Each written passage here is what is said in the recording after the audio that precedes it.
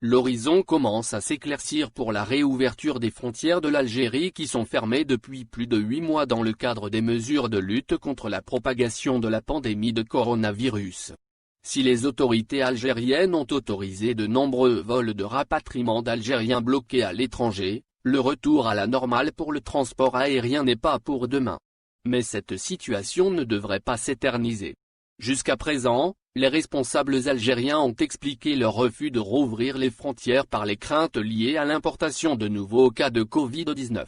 Aucun n'avait encore d'échéance ou posé les conditions pour la reprise totale des vols internationaux. Invité ce vendredi par Radio Sétif, le professeur Kamel Senadji, directeur de l'Agence de sécurité sanitaire, ANSS, a pour la première fois lié la réouverture des frontières de l'Algérie à la satisfaction de deux conditions. La première condition est la mise en place d'un passeport Covid pour permettre aux Algériens de voyager tranquillement et la seconde est le lancement de la campagne de vaccination, qui signifie la vaccination obligatoire pour tous les voyageurs. En fait, les deux conditions posées par le professeur Senadji sont liées.